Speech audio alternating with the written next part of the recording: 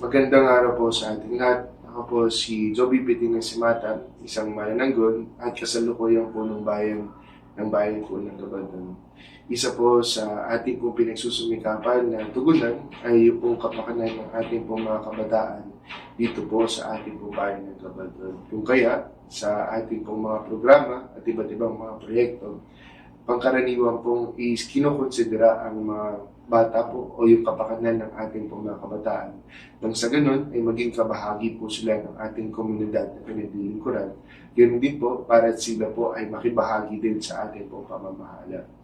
Doon po sa ating pong kalusugan, isa po sa prioridad natin ang ating pong mga kabataan. Kung kaya, tayo po ay mayroong maternal health care program kung saan sila po ay pwedeng ipanganak dito po sa ating pong birthing station. Ang ating pong birthing station ay 24 hours a day, 7 days a week. At sila po, pag taga-Gabaldon po sila, ay pwede pong ipanganak ng libre doon. Pag sila po ay ipapanganak doon, meron po silang newborn screening at yung immunization na para po sa kanila pong paglaki ay mapapangalagaan ang kanilang kalusugan. Ang lahat pong ito ay libre po nilang ma-avail sa ating pong rural health unit at sa ating pong birthing station. Kung sila naman po ay lumaki na ng bahagya at nangangailangan po ng mga vitamins o ng iba't ibang mga gamot para nang sa ganun ang kanila pong kalusugan ay ating mamintinan, tayo po ay mayroong dentista doon sa ating pong rural health unit. Ganun din po ang ating pong dalawang doktor na siyang tumitingin doon sa kanila pong sakit at kung sakali pong mga kailangan ng gamot at vitamins ay sinisigurado natin na lagi pong available ang ating pong mga gamot at mga vitamins para po sa kanila. Sa ating din pong mga kabataan, ang ating pong feeding program ay lagi-lagi pong isa sa mga lagi po natin ginagawa. Ang ating pong mga kabataan na mula po 5 years old pababa ay sila po ay may regular na feeding program. Ito po ay sinasagawa sa lahat ng ating child development centers. Pero din po, ang ating rural health unit po ay meron din po mga nutrition month o yung mga nutrition programs po na kung saan ay nagpapalaganap din ng feeding program sa ating po mga eskwelahan para naman sa mga mas matatanda sa 5 taong gulang ng mga bata. Ang mga nasa 5 taon gulang pababa, ang namamahala naman po dito ay ang ating po mga child development centers sa panguna po ng ating MSWDO. Sa ating pong panunungkulan ay nakapaglabas po tayo ng mga sasakyan na po pwedeng gamitin para po ipandagdag dito po sa ating pong mga feeding programs na tinatawag. Ito po yung ating pong mobile kitchen kung saan umiikot po para doon sa mga wala sa child development centers o sa paaralan, yung mga hindi pa po nag-aaral o yung medyo hindi po masyadong nakapupunta sa eskwela. Sila po ay mabahagi lang din ng nutrisyon na pinapalaganap po ng ating pong mobile kitchen.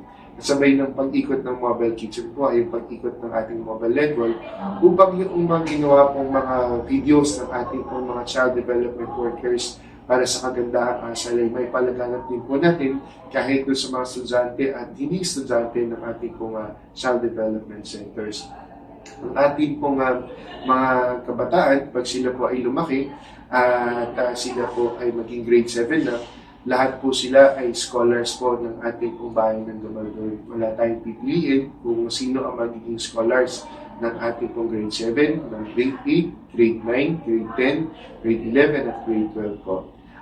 Sa katunayan po, sa ating pong pagsusumikap kasama po ang buong Sangguniang Bayan at lokal na pamahalang bayan, katulong po ang Department of Education. Tayo po ay nakapagpagawa ng Pindangan Elementary School. Tayo po ay tinulungan ng Ateneo de Manila University para nang sa ganon ay magkaroon ng eskwelahan ng ating pong mga kabataang katutubo sa Sitio Pindangan. Ganun din po sa pangunguna po ng inyong likod kasama ang buong lokal na pamahalang bayan, kasama muli ang ating Department of Education ay nakapagpatayo ng Sitio Karugang Elementary School para po yung malayong sitio kung saan po ay naglalakad po ng ilang kilometro bago makapunta sa paaralan ng ating pong mag-aaral ng elementarya ay hindi na po masyadong mahihirapan. Dahil po din sa pagsusumikap ng ating lokal na pamahalang bayan, dati po ay wala tayong National High School para sa barangay ng Bagting. Ganun din po para sa barangay ng Bagong Sikat, barangay po ng Tagumpay at barangay po ng Bugnan. Kung kaya, nagkaroon po tayo ng Bagting National High School at ng ating pong Bagong Sikat Integrated School. Kaya po pagka-graduate po nila doon sa elementarya, ay may mapapasukan na po silang libre na mga paaralang pampubliko dito po sa ating bayan na malapit po sa kanila po tinutuloy ang mga tahanan. Lahat ng mga estudyante po nila, kasama po ang lahat ng estudyante ng sekundarya sa natitira pa nating ilang pang mga dati ng pampublikong paaralang sekundarya. Sila pong lahat ay scholars po ng ating bayan. Wala po silang babayaran na kahit isang sentimo sa kanilang pong pag-aaral doon sa ng mga nasabing paaralan. Sa ating pong mga iba't ibang mga struktura ay sinisigurado po natin na kahit po maliit ang ating pondo ay meron pong napupunta para sa ating pong mga kabataan. Ang ating pong isa sa mga programa doon ay yung pagtatayo ng mga parke na kung saan pag sila po ay walang mga pasok o kaya po ay para makapag-enjoy sila kasama ang kanilang pong mga pamilya, ay meron tayong pinapagawa na recreational park. Ito po ay nagsimula ng nakaraang taon at unti-unti tinatapos. Ito po ay binubuo ng iba't ibang mga phases para nang sa ganun ang ating pondo ay mapagkasya po natin doon sa taon kung saan po magagamit na po ang ating mga parking. Bukod po doon sa ating recreational park ay ang ating pong pagsasaayos ng ating pong Wildlife Rehabilitation Center kung saan po prioridad natin yung ating pong mga kabataan na makita po yung iba't ibang mga hayop na ating pong gagamutin at pagkatapos ay pakakawalan sa ating pong ilang para nang sa ganun ay matuto din po sila kung paano pangalagaan ng ating pong mga kahayupan dito po sa ating pong bayan ng Gabaldon na matatagpuan sa ibaba po ng bundok ng Sierra Madre. Isa din po sa ating pong pinagsusumikapang gawin ay yung pagkalingap dun sa ating pong mga persons with disability na mga bata. Sila po ay binibigyan po ng pondo taon-taon para nang sa ganun ang kanila pong mga pangangailangan sa ating pong special education dun sa paaralan po ng barangay ng Tagumpay ay ating pong matutugunan. Ganun din po, naglalayon tayo sa mga susunod pong panahon ay mga buildings naman para sa mga high school level na ating PWD ang ating po mai-provide. Para nang sa ganun, yung mga graduates po natin ng special education dito po sa ating pong paaralang elementarya na pinapondohan ay mapondohan din at matugunan din at mapangalagaan pa rin kahit sila po ay mag-iiba na po ng baitang.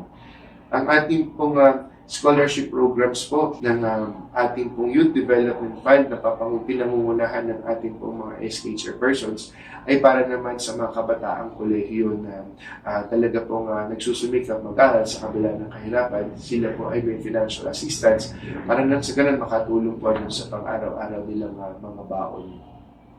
Ang ating pong mga iba't ibang mga proyekto sa iba't ibang mga larangan ay nakatuon din doon sa pagsasaayos ng ating pong mga kabataan. Kaya po tayo nagkakaroon po ng saling tubig o yung potable water system sa iba't ibang barangay ay upang yung ating pong mga kabataan na siya pong mas vulnerable doon sa mga sakit dahil sa hindi maayos at malinis na tubig na iniinom ay talagang nagiging prioridad po natin ang saling tubig sa iba't ibang barangay.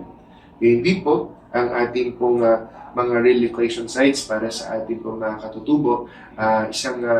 Isang konsiderasyon po natin ay yung mga bata na pag po umuulan at bumabagyo, sila po yung mga nahihirapan doon sa ating pong mga sityos na medyo malalayo at malalapit sa ilog na prone po, tinatawag na prone sa ating pong pagbaha. Kaya sa relocation sites po, sinisigurado po na itong mga batang ito ay mapapangalagaan ng kanilang mga magulang sa mga tahanan ipapamigay. Sa ngayon po ay may 98 houses na para sa ating pong mga katutubo na mga taga-sitio de Viña. Isa din po doon sa bibigay ng importansya sa ating mga kabataan ay yung ating evacuation centers po ay meron pong mga tinatawag na lactating rooms. Para sa ganoon, yung mga sanggol na bagong panganak, kahit po sila po ay nandun sa ating evacuation centers, ay hindi po mahihirapan na magkaroon po ng pagkakataon maka-breastfeed doon sa kanila pong mga magulang. Ang ating pong vaccination din ay ginagawa din po ng regular para doon sa iba't ibang sakit na po pwede po na dumapo sa ating pong mga kabataan upang makaiwas po sila dito. Isa pong katunayan dito ay yung pagbabara-barangay at yung pag-eskwelahan ng ating pong pagbabakuna ng ating pong anti-COVID vaccine.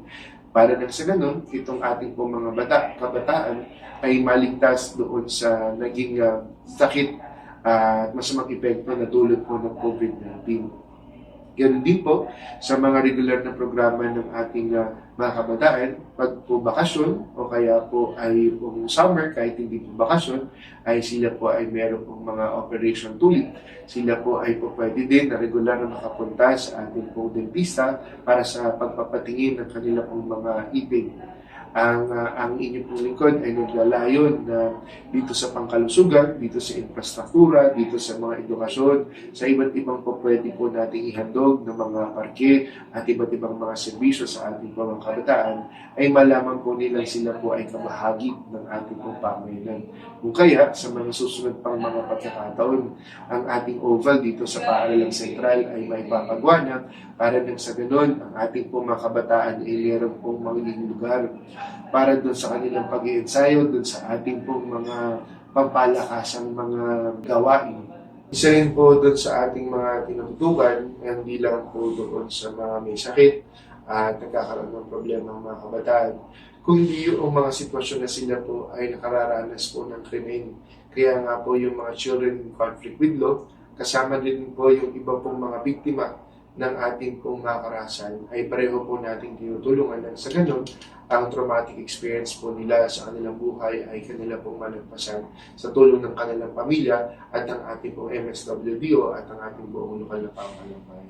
Ang ating pong mga kapulisan at mga eskwelahan ay inaatasan na pangalagaan ang mga karapatan ng ating pong mga bata sa pamamagitan ng pagtuturo ng kung ano po yung mga bagay na magdudulot po ng panganib sa kanila upang sa ganun po ay maiwasan po nila ang mga nagbabantang panganib sa kanilang pong mga buhay. Muli po, ang ating lokal na pamahalang bayan ay patuloy na magsusumikap para po maihatid hindi lamang po sa mga matatanda, hindi lamang po sa ating pong mga may edad na, kundi lalong-lalo na doon sa ating pong mga kabataan na hindi pa kayang ipagtanggol ang kanilang mga sarili, hindi pa kayang tumayo sa kanilang mga sarili, na maging parte at maging kabahagi ng ating pong pamayanan.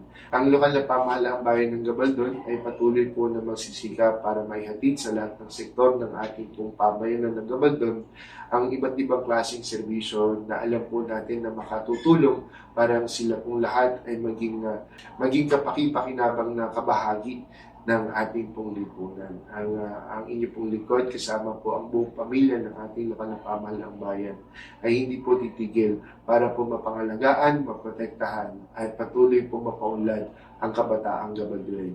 Maraming salamat po.